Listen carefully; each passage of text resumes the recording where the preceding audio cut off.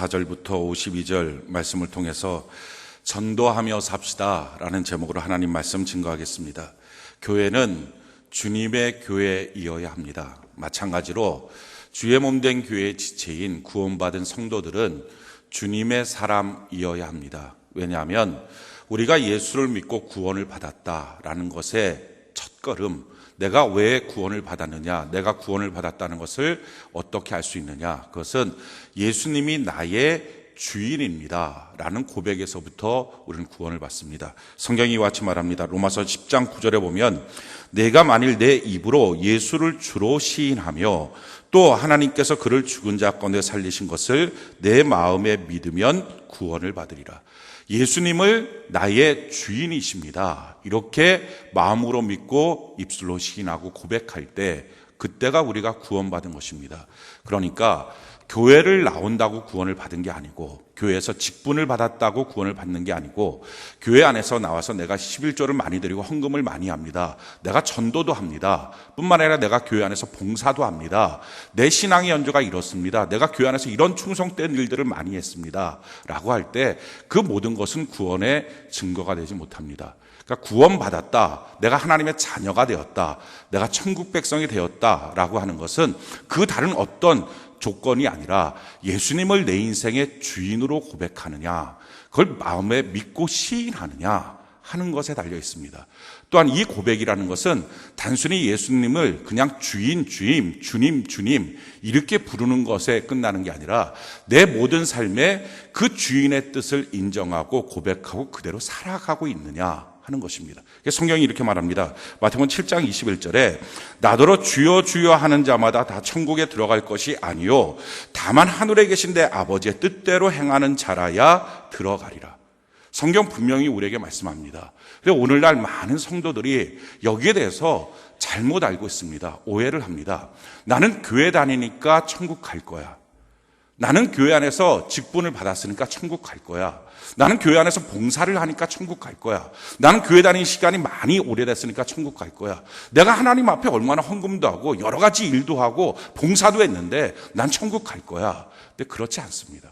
성경 분명히 말합니다. 예수님을 나의 주인으로 고백하고 그 예수님의 뜻을 따라 사는 사람이 천국에 간다라는 것입니다. 예수님의 뜻이라고 하는 것은 너무나 명백합니다. 그것은 바로 성경입니다. 그래서 성경 말씀대로 사는 사람, 이 사람이 천국 가는 것입니다. 그래서 하나님의 말씀인 데살로니가전서 2장 13절에 보면 강단에서 선포되는 말씀이 사람의 말이 아니라 하나님의 말씀이고, 또 우리가 읽게 되는 이 기록된 하나님의 말씀, 성경이 하나님의 말씀인데, 그래서 설교 말씀을 잘 듣고 기억하고 내게 주신 하나님의 말씀을 따라서 날마다 큐티하고 그 말씀을 내 삶 속에 적용해서 내 삶의 모든 것들 가운데 그 말씀을 빛나게 하는 것, 적용하는 것, 그리고 그 말씀의 뜻을 따라 살아가는 것. 그래서 전에는 내가 내 마음대로 살았는데, 내 고집대로 내가 갖고 있는 성품의 분량대로 살았는데, 이제는 그렇게 살지 않고 예수님이 원하시는 뜻을 따라 살아가는 것, 이것이 구원받은 백성이고, 이렇게 사는 삶을 살아가야 천국에 들어갈 수 있다라는 것입니다. 그래서 성경이 우리에게 이렇게 말합니다. 갈라디아서 2장 20절 우리 같이 한번 읽어볼까요? 시작. 내가 그리스도와 함께 십자가에 못 박혔나니 그런즉 이제는 내가 사는 것이 아니요 오직 내 안에 그리스도께서 사시는 것이라. 이제 내가 육체 가운데 사는 것은 나를 사랑하사 나를 위하여 자기 자신을 버리신 하나님의 아들을 믿는 믿음 안에서 사는 것이라. 자, 그렇기 때문에 우리의 삶은 이제 나의 옛사람은 다 죽었다는 것입니다. 이렇게 살 수는 없다는 것입니다. 예수를 믿는 믿음으로 사는 것입니다. 많은 사람들이 이런 생각을 합니다. 내가 나의 삶이 있고 교회 생활이 있다, 이렇게 생각해요. 나의 삶이 있고 신앙생활이 있다라고 생각해요. 그래서 교회 생활, 신앙생활이 내 삶에 대해서 자꾸 들어오면 내 삶을 위축시키기 때문에 그러면 버겁다라고 생각을 합니다. 그래서 이 두 가지가 잘 균형을 이루는 삶이 균형 잡힌 조화로운 신앙인이다 라고 생각을 합니다. 그렇지 않습니다. 내 모든 삶에 우리 예수님이 주인입니다. 그래서 내 모든 삶에서 예수님을 높이고 주인 되심을 인정하는 것입니다. 그래서 자녀를 키울 때도 내가 세상의 상식과 방식대로 키우는 게 아니라 주의 교양과 훈계로 양육하는 것입니다. 부부간의 관계도 내가 원하는 방식대로 하는 게 아니라 성경이 말하고 있는 부부간의 법칙을 따라서 사랑하고 섬기는 것입니다. 내가 회사를 갈 때도 그냥 가서 회사 생활하는 게 아니라 사장대로 종업원은 종업원대로 성경이 주시고 있는 말씀에 따라서 행하는 것입니다. 왜? 내 모든 삶은 이제는 내가 사는 것이 아니요 내 안에 그리스도께서 사신 것이니 이제 어떻게 사는 것입니다. 예수를 믿는 믿음의 아버지로 사는 것이 할렐루야. 예수를 믿는 믿음의 어머니로 사는 것이고 예수를 믿는 믿음의 자녀로 예수를 믿는 믿음의 직장인으로 사업장으로 그 사장으로 살아가는 것. 이게 우리의 삶입니다. 그렇게 살아가는 삶을 살아야 천국 간다 하는 거예요. 그래서 우리가 갖고 있는 다른 어떤 잘못된 지식과 상식들에 대해서 이제 좀 내려놔야 됩니다. 성경이 말하고 있지도 않는 것. 교회 오래 다니면 천국 가요. 그거 아닙니다. 내가 열심히 교회 생활했다고, 봉사했다고, 헌금 많이 냈다고, 전도 많이 했다고, 그래갖고 내가 천국 가요. 그게 아니라는 것입니다. 내가 나의 모든 삶에서 하나님의 말씀을 적용하고 하나님의 말씀을 빛나게 하고, 그래서 예수님이 그곳에서부터 내가 사는 모습이 아니라 예수님이 주인입니다. 이것을 고백하면서 사는 것. 이것이 바로 천국 가는 하나님의 백성입니다. 그러기에 우리의 삶은 어떻게 살아야 됩니까? 제일 첫 번째는요, 내 모든 삶에서 예수님의 주인 되심을 시인하고 고백하는 것입니다. 두 번째는요, 내 주변에 있는 사람들에게, 아직도 예수 믿지 않은 사람들에게 그 예수 그리스도를 증거하는 삶 사는 것입니다. 이게 전도예요. 우리는 전도라고 하는 말을 들을 때마다 부담스럽습니다. 전도합시다 하는 명령을 들으면 이게 다 주님의 명령인 걸 알매도 불구하고 부담스럽습니다. 그런데 이 전도하겠다는 마음을 결심을 하면요, 그게 더 이상 부담스럽지가 않아요. 당연하지 않겠습니까? 평안해져요. 더 놀라운 사실은 그걸 전도를 실행하기 시작하면 야, 이게 나에게 주신 행복한 사명이구나 하는 것을 깨달을 수 있어요. 세상의 모든 사람들은 문제를 갖고 삽니다. 예수 믿는 사람도 문제가 있고요, 예수 믿지 않는 사람도 문제가 있어요. 근데 예수 믿는 사람과 믿지 않는 사람의 가장 큰 차이, 예수 믿는 사람은요, 문제에 대한 답을 알아요. 근데 예수 믿지 않는 사람은 답은 몰라요. 그래서 예수 믿는 사람은 그 문제가 있을 때 그 문제에 답을 적용합니다. 그래서 적용했기 때문에 조금씩 그 문제 가운데 뭔가 발전하고 변화되는 것들을 보게 됩니다. 그래서 문제 속에서도 감사해요. 문제 속에서도 소망을 가져요. 낙심하지 않아요. 근데 세상 사람들, 예수 믿지 않는 사람들은요, 답을 모르니까 문제만 터지면 절망해요. 낙심해요. 그래서 죽을 것 같은 거예요. 그 답이 뭡니까? 그게 예수님이에요. 백문일답. 100가지 문제가 있어도요, 답은 하나예요.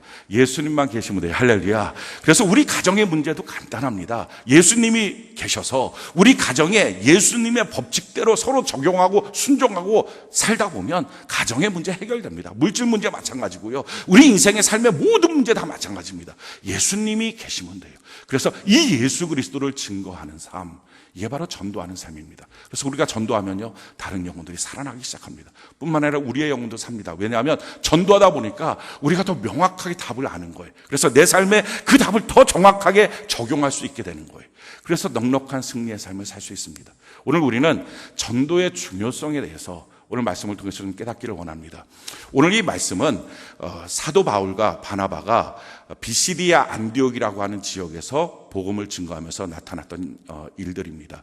이 비시디아 안디옥이라고 하는 지역은 지금의 터키의 중남부쯤에 해당되는 지역입니다. 거기 가서 복음을 증거합니다. 그랬더니 회당에서 안식일에 복음을 증거했던 많은 사람들이 예수를 믿었어요. 그리고 그들이 이렇게 다시 요청합니다. 다음 안식일에도 꼭 오세요. 다시 한 번 더 말씀을 증거하세요.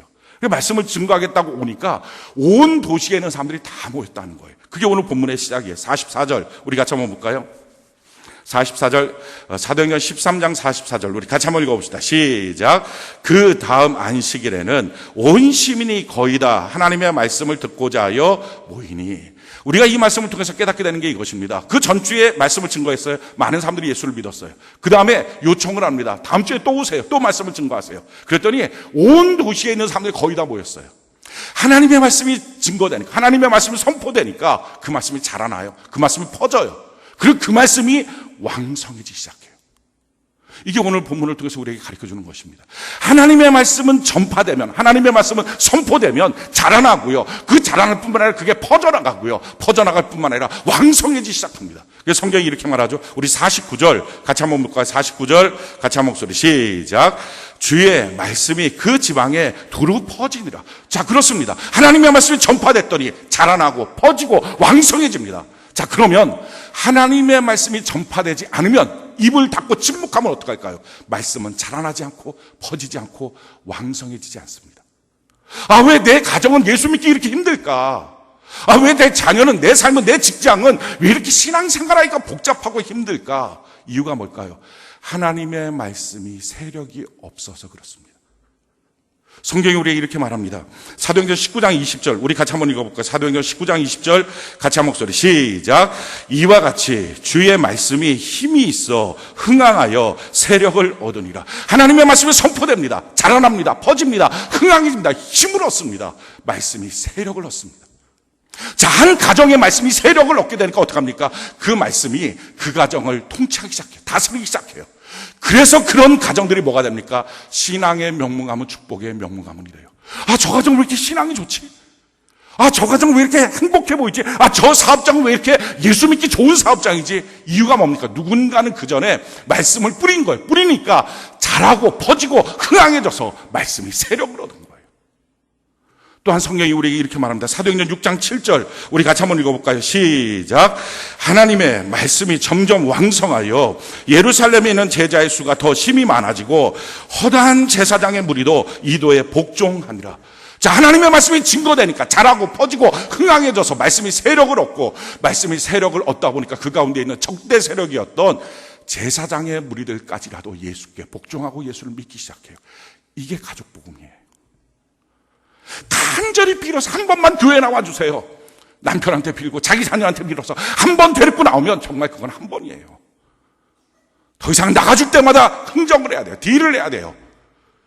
중요한 것은 그 가정 안에 말씀을 뿌리고 있느냐, 말씀이 뿌려져서 자라고 퍼지고 흥황해져서 말씀이 세력을 얻어야 그 말씀에 복종하면서 그 가정에 있는 구성원들이 예수를 믿기 시작하는데, 이걸 하질 않으니까 말씀이 자라나질 않아요. 퍼지지 않아요. 흥황하지 않아요. 왜 내 가정에 예수를 안 믿을까? 왜 내 자녀가 예수를 안 믿을까? 왜 내 일터에, 내 삶의 터저에 내 주변 사람들이 예수를 안 믿을까? 어쩌면 그렇게 예수 믿지 못하도록, 세력이 강성해지도록 그렇게 하지 못하고 있는 사람들 중에 한 사람이 예수 믿는 저와 여러분들이 아닐까 하는 거예요. 우리가 두려우니까 침묵하고요. 위축당해서 침묵하고요. 그래서 퍼지질 않아요. 자라나질 않아요. 왜 이렇게 하나님의 말씀이 선포돼야 그것이 자라나고 퍼지고 왕성해지고 힘을 얻습니까? 이유는요, 말씀의 씨앗이라서 그래요. 성경이 우리에게 이렇게 말합니다. 베드로전서 1장 23절에 너희가 거듭난 것은 썩어질 씨로 된 것이 아니요 썩지 아니할 씨로 된 것이니 살아있고 항상 있는 하나님의 말씀으로 되었느니라. 하나님의 말씀이 뭐라고? 씨라는 것이, 이 말씀은 항상 살아있는 씨앗이라는 거예요. 자, 그냥 밭이 있어요. 그 밭에다가 벼를 심어요. 그럼 뭐가 됩니까? 쌀밭이 돼요. 그 밭에다가 밀을 심어요. 그럼 밀밭이 돼요. 그럼 사람들이 말하면, 야, 저기 쌀 봐라. 야, 저기 밀을 봐라. 밀밭이다. 너무 멋있다. 보리를 심어요. 보리밭이 됩니다. 근데 원래는 그건 그냥 땅이었어요. 그러니까 하나님의 말씀을 심으면 그 가정은 말씀의 밭이 되고 말씀의 열매가 맺고 그 말씀을 먹을 수 있는 거예요. 그래서 그 가정은 신앙의 명문가문, 축복의 명문가문이 되는 거예요. 근데 그 가정에다가 반대로요, 우리의 말이 씨잖아요. 원망을 심어요. 불평을 심어요. 분노를 심어요. 다툼을 심어요. 갈등을 심어요. 낙심을 심어요. 그랬더니 그것이 어떻게 됩니까? 원망의 밭이 돼요. 불평의 밭이 돼요. 왜 내 가정에 이렇게 다툼이 있을까? 갈등이 있을까? 어쩌면 그것을 계속적으로 심고 있기 때문이에요. 내가 지금 무엇을 심고 있는가? 자, 전도라는 것은요, 한 사람을 구원하는 것도 중요하지만 더 중요한 것은 내가 복음을 증거하는 순간부터 그곳에 하나님의 말씀이 뿌려지고요, 말씀의 세력이 형성되기 시작해요. 한 셀도 마찬가지예요. 셀장이 어떻게 말씀을 선포하느냐, 그것이 그 말씀이 세력을 얻고 그 말씀이 거기서 세력을 얻고 힘을 얻고 왕성해지기 시작해요. 한 가정에서, 한 직장 안에서 내가 직장 구성원으로 가서 그것에 직장 선교사의 사명을 감당하느냐, 가정 선교사의 사명을 감당하느냐, 지역 선교사의 사명을 감당하고 있느냐에 따라서 그 말씀이 뿌려질 때 내가 무엇을 뿌리고 있느냐에 따라서 밭이 되는 거예요. 원래는 어느 땅이든지 다 그냥 땅이에요. 내가 뿌리는 거에 따라서 그 땅이 복음의 땅이 되고요, 원망의 땅이 되고요, 축복의 땅이 되고요, 저주의 땅이 되고요, 그 땅이 또한 믿음의 땅이 되고 신앙의 명문 가문이 되기도 하고, 그 땅은 저주의 인생을 살기도 합니다. 내가 무엇을 뿌리고 있는가? 성경이 우리에게 이렇게 말하고 있어요. 이사야 55장 11절 우리 같이 한번 읽어볼까요? 시작. 내 입에서 나가는 말도 이와 같이 헛되이 내게로 되돌아오지 아니하고 나의 기뻐하는 뜻을 이루며 내가 보낸 일에 형통하리라. 하나님의 말씀이 선포되면 그것은 그냥 헛되이 되돌아오지 않는다. 반드시 선포된 말씀은 이루어지도록 그 말씀이 역사가 나타난다. 항상 살아있고 움직이는 능력의 말씀이기 때문에. 그래서요, 성경 말합니다. 너희가 어디로 가든지 그 집 열고 들어갈 때마다 그 가정에 평강을 선포해라. 그 사업장에 평강을 선포해라. 그게 무슨 말입니까? 평강의 씨앗을 뿌려라. 그러니까 예수 믿는 사람들에게 주신 하나님의 놀라운 특권이에요. 너가 가는 곳마다 평강해야 된다. 너가 가는 곳마다 안정해야 된다. 너가 가는 곳마다 기분 좋은 일들이 생겨야 된다. 무엇으로? 내가 평강의 씨앗을 계속 뿌림을 통해서. 그런데 그걸 안 하는 거예요. 두려움 속에 빠져서 그걸 안 하고, 회사에 갈 때도 원망을 뿌리고. 그러니까 내 땅은요 다 원망의 땅이 되고 마는 거예요. 전도는 한 영혼을 구원하기 이전에 먼저 그 땅에 대한 세력을 무엇으로 만드냐를 결정하는 거예요. 우리가 침묵하고 있으면 그 땅은요 원래 있었던 마귀의 땅으로 돼요. 근데 내가 복음을 증거하고 위축당하지 말고 두려워하지 말고 복음을 증거하다 보면 그 땅이 바뀌어요. 말씀이 자라나고 퍼지고 흥황하고 힘을 얻고, 할렐루야, 하나님의 말씀으로 복종하는 위대한 역사들이 나타나기 시작하는 것입니다. 이렇게 우리나라도요, 어느 가정도 믿음의 명문가문 세워질 때, 신앙의 명문가문, 축복의 명문가문이 세워질 때 누군가의 복음 증거가 없이 그냥 느닷없이 세워진 가정이 어디 있습니까? 누군가는 헌신이 있어서 희생이 있었어요. 심지어는 이걸 하다가 복음 증거하다가 목숨을 끊기도 했습니다. 죽임을 당하기도 했어요. 근데 누군가의 뿌려진 씨앗을 통해서 1대, 2대, 3대가 지나가면서 신앙의 명문가문, 축복의 명문가문이 된 거예요. 우리도 마찬가지입니다. 오늘 성경에 보니까요, 말씀이 뿌려지니까 자라고 퍼지고 흥황해요. 우리 오늘 이런 결심을 했으면 좋겠어요. 하나님, 내가 있는 땅에 주의 역사가 나타나도록 하나님의 말씀을 뿌리는 자가 되겠습니다. 기도를 뿌리는 자가 되겠습니다. 소망을 뿌리는 자가 되겠습니다. 축복을 뿌리는 자가 되겠습니다. 그래서 그것이 흥황하고 자라나서 내가 그 열매를 먹는 자가 되겠습니다.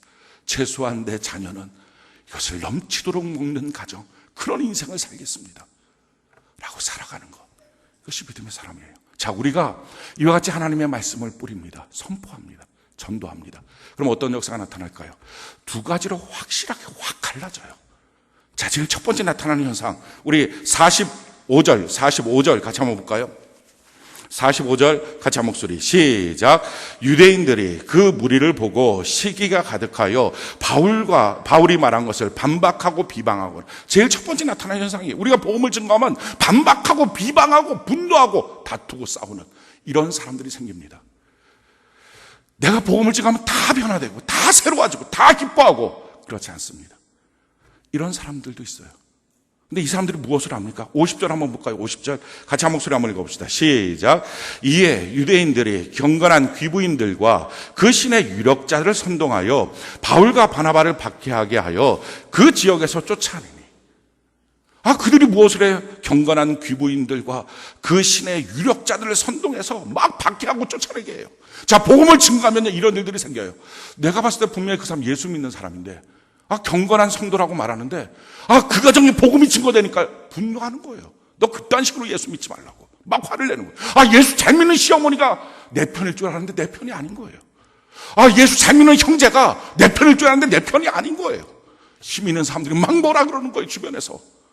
그냥 잠잠하라, 조용해라. 가정의 평화가 먼저 아니냐. 이렇게 막 울퉁불퉁한 일들이 생깁니다. 그런 일들이 있을 때요, 두려워하지 마세요. 위축되지 마세요. 당연히 하나님의 말씀에 씨앗이 뿌리면요, 이런 일들이 생긴다고요. 근데 그 반대 현상이 나타나요. 성경이 이렇게 말합니다. 자, 48절 같이 한번 볼까요? 48절 같이 한 목소리 시작. 이방인들이 듣고 기뻐하여 하나님의 말씀을 찬송하며 영생을 주시기로 작정된 자는 다 믿더라. 영생을 주기로 작정된 사람들은요, 빠짐없이 복음이 증거될 때 다 믿기 시작해요.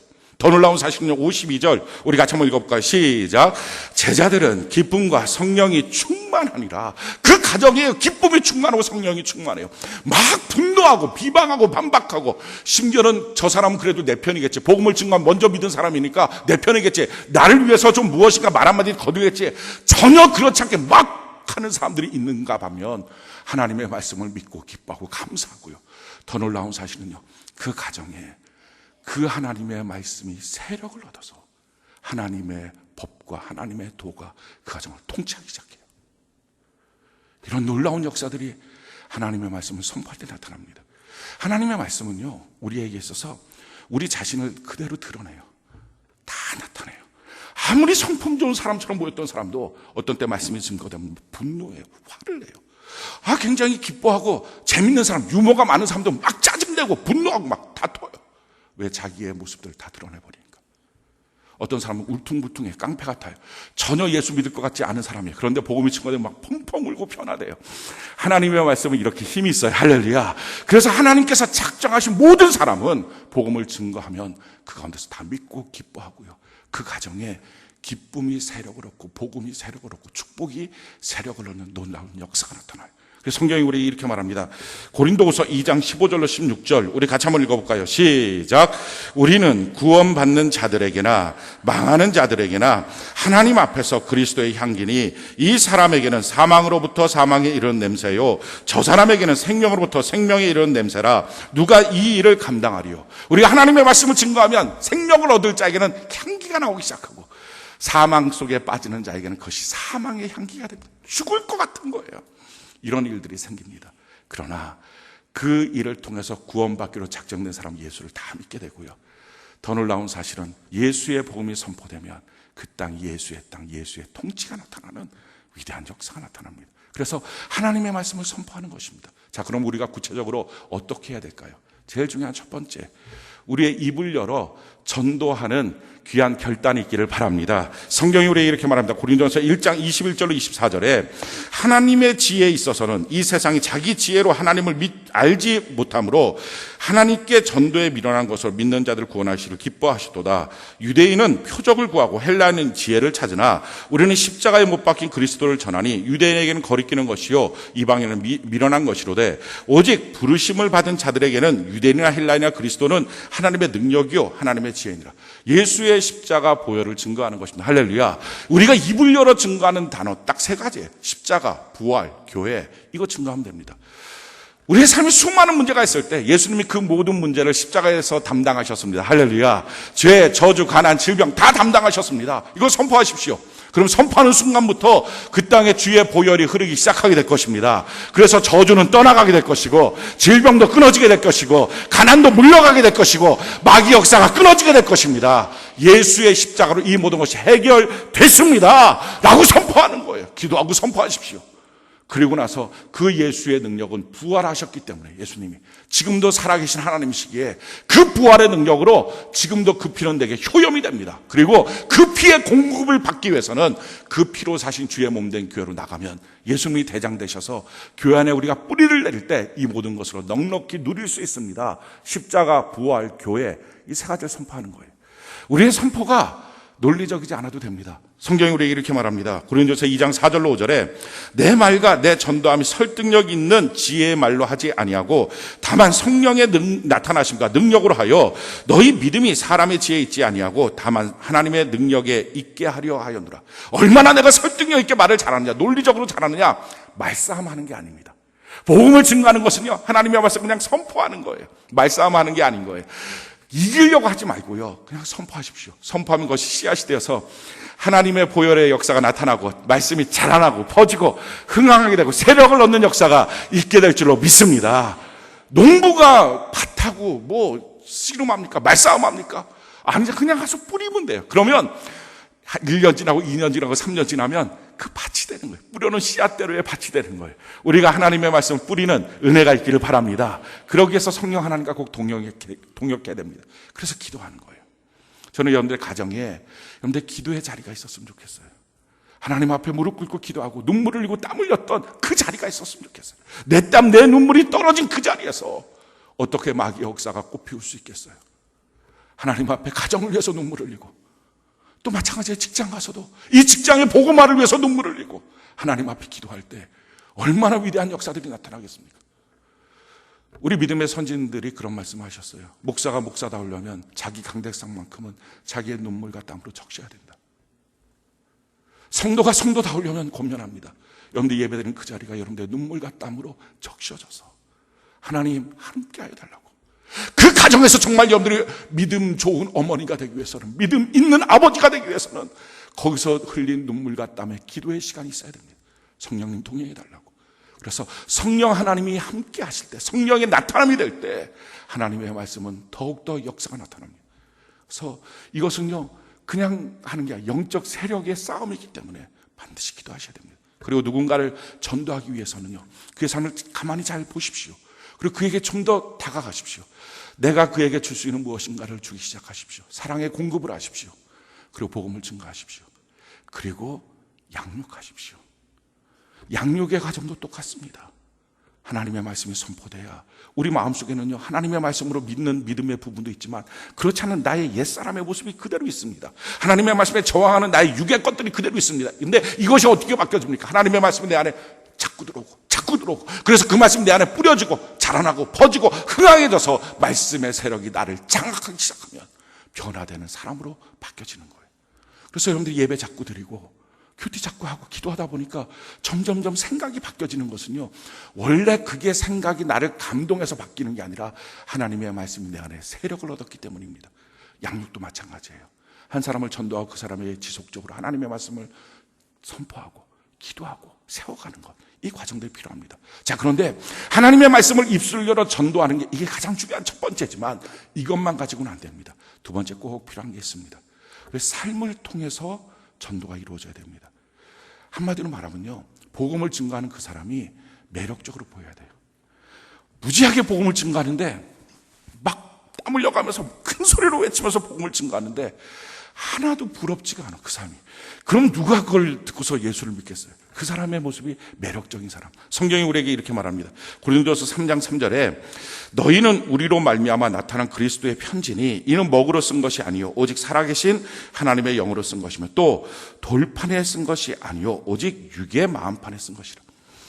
우리의 모습이 그리스도의 편지라는 거예요. 다른 사람들이 예수를 몰라요. 그런데 우리의 모습을 통해서 예수 믿으면 저렇구나 하는 걸 알 수 있어요. 그래서 우리의 모습이 다른 사람들에게 매력적으로 보여야 돼요.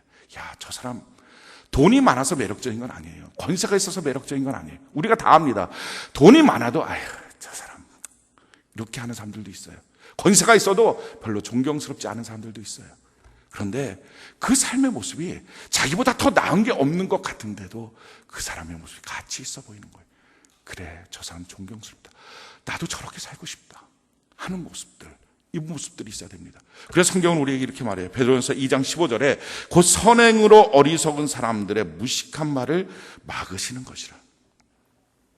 교회만 다니면 다 돼, 막 이렇게 외치는 사람들에게 선한 행위를 통해서 그렇구나, 예수 믿으니까 저렇게 변화되는구나 하는 모습을 보여주는 거예요. 자, 그러면 우리가 구체적으로 보여줘야 될 모델 같은 모습, 매력적인 모습이 뭡니까?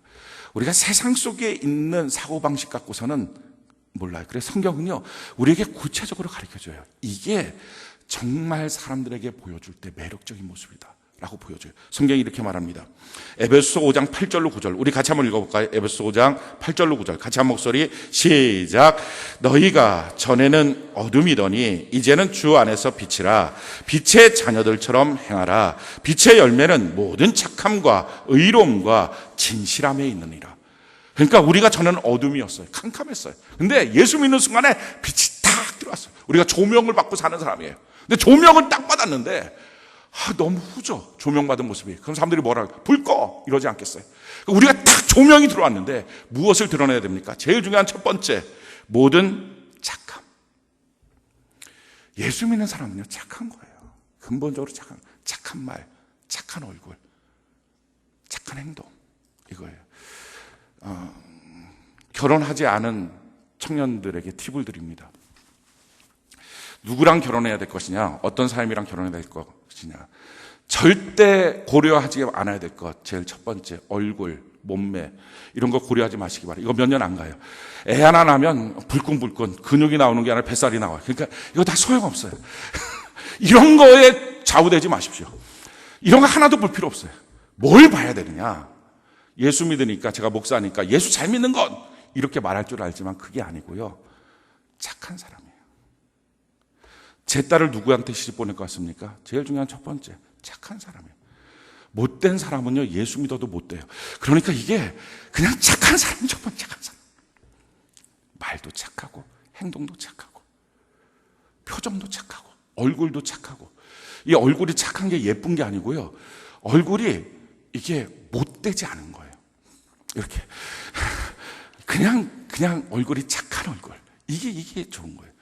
그래서 예수 믿는 거, 매력적인 사람, 예수 믿고서 변화된 모습, 착한 거예요. 저희 집사람 예수를 믿어요. 예수 참 잘 믿어요. 참 마음이 착해요. 이 사람 예수 참 잘 믿어요. 날마다 교회 가요. 참 마음이 독해요. 이게 무슨 예수 믿는 거겠어요? 착한 사람. 자, 두 번째 뭐라고 말합니까? 의로운 사람, 정의로운 사람. 그게 매력적이에요. 정의로운 사람, 바른 사람, 굴곡지지 않는 사람. 세 번째는요, 진실함. 거짓말하지 않는 사람. 생활이 투명한 사람. 그대로 보여지는 사람. 그래서 탁탁탁 스케줄이 움직여지고 그렇게 움직여지는 사람. 뭐 하고 다니는지 도저히 구분도 안 되는, 진실하지 못하고 말도 진실하지 못하고 그럼 매력이 없어요. 진실한 사람. 이게 바로 매력적이에요. 근데 우리가 당장 이 모습이 다른 사람들한테 다 완성돼서 보여줄 수는 없습니다. 그런데 다른 사람들이 우리를 보면서 도전받는 게 뭐죠? 날마다 변화되고 있는 게 도전되는 거예요. 그래서 성경이 우리 이렇게 말합니다. 디모데전서 4장 15절에 이 모든 일에 전심전력하여 너희 성숙함을 모든 사람에게 나타나게 하라. 전심전력으로 날마다 조금씩 변화되는 거예요. 사랑하는 성도 여러분, 우리의 성품이 완성돼서, 우리의 착한 모습이 완성돼서 다른 사람에게 감동을 줄 수는 없습니다. 우리는 계속적으로 공사 중인 사람들이에요. 그러나 한 가지 할 수 있어요. 우리가 어제보다는 오늘 좀 더 착하고 좀 더 진실되고 좀 더 정의로울 수 있습니다. 우리가 이와 같이 조금씩 그리스도를 닮아가는 우리의 모습이 되는 은혜가 있기를 바랍니다. 세 번째요, 우리가 입을 열어 복음을 증거해요. 우리의 삶을 통해서 우리가 전도 메시지가 되는 거죠. 세 번째 꼭 필요한 것은요, 꾸준해야 돼요. 꾸준. 그렇지 않고 결심하는 거예요. 오늘 예배를 들어 결심해서 내가 착하게 살아야지, 착하게 표정해야지. 네, 아멘, 좋아요, 감사해요, 사랑해요, 막 이렇게 하고서 그 다음 날은 막 자기의 본성이 다 확 뒤집어져서 그냥 막 다 뒤집어. 예수 믿으라고 주변에서 막 복음 증거에 막 착하게 표현하고 말하고, 그래서 어느 날 갑자기 뭔가 하나 확 뒤집혀갖고 그냥 성질을 다 부려요. 평생 가도 그 사람 예수 안 믿어요. 꾸준한 것. 성경이 이렇게 말합니다. 디모데전서 4장 16절에 내가 내 자신과 가르침을 살펴 이 일을 계속하라. 이것을 행함으로 내 자신과 내게 듣는 자를 구원하리라. 우리가 꾸준할 때 우리 주변 사람들, 나도 구원하고 남도 구원할 수 있습니다. 마지막 네 번째 필요한 것은요, 전도는 힘을 써야 돼요. 저절로 이루어지진 않아요. 성경이 이렇게 말합니다. 디모데전서 4장 2절로 5절에 너는 말씀을 전파하라. 때를 얻든지 못 얻든지 항상 힘쓰라. 범사에 오래 참음과 가르침으로 경책하며 경계하며 권하라. 때가 이르리니 사람이 바른 교훈을 받지 아니하며 귀가 가려서 자기의 사욕을 따를 스승을 많이 두고 또 그 길을 진리에서 돌이켜 허탄한 이야기를 따르리라. 그러나 너는 모든 일에 신중하여 고난을 받으며 전도자의 일을 하며 내 직무를 다하라. 고난도 받고 전도자의 일도 하고 또 내 직무를 다하는 것. 항상 힘쓰는 것. 그래서 힘쓰지 않으면 열매가 맺어지지 않아요. 농부가 힘쓰듯이, 경기자가 힘쓰듯이, 군사가 힘쓰듯이 힘써야 열매가 맺어질 수 있습니다. 사랑하는 성도 여러분, 지금 우리가 있는 가정은 어떻습니까? 복음이 풍성해지고 세력을 얻고 열매가 맺어지는 가정입니까? 우리가 있는 셀은 어떨까요? 우리가 다니고 있는 직장은 어떻습니까? 내가 살고 있는 이 지역은 어떻습니까? 하나님의 말씀이 힘을 얻고 풍성해지고 세력을 얻고, 그래서 그 도에 복종하는 위대한 역사들이 나타납니까? 그렇게 하게 만드는 것도 우리고요, 그 일을 방해하는 것도 우리예요. 무엇으로 시작하면 됩니까? 하나님의 말씀을 두려움 없이 기도하고 선포하는 거예요. 그러면 그런 역사들이 나타나요. 그런데 내가 만약에 침묵하고 있으면 그 땅은 계속되는 고통의 땅이 돼요. 우리가 서 있는 모든 땅이 주의 보혈로 덮여지는 은혜가 있기를 바랍니다. 우리가 서 있는 모든 땅에서 우리 주변의 모든 사람들이 하나님을 예배하는 역사가 있기를 바랍니다. 우리가 서 있는 모든 땅에서 그렇습니다. 예수님 주의 말씀을 내가 여기서 순종하고 말씀을 빛나게 하고 말씀을 선포합니다. 왜 예수의 주되심 앞에 고백하고 주변 사람들을 복음 증거하는 것이 중요합니까? 왜 그러냐면은 내가 서 있는 그 땅에서 그 복음을 증거하면 그것이 세력이 돼요. 영적 세력이 돼요. 우리 모두가 우리 있는 모든 땅에 주의 평강, 주의 축복, 주의 능력, 주의 십자가의 모든 공로가 우리의 삶에 다 이루어지는 은혜가 있기를 예수님 이름으로 축원합니다.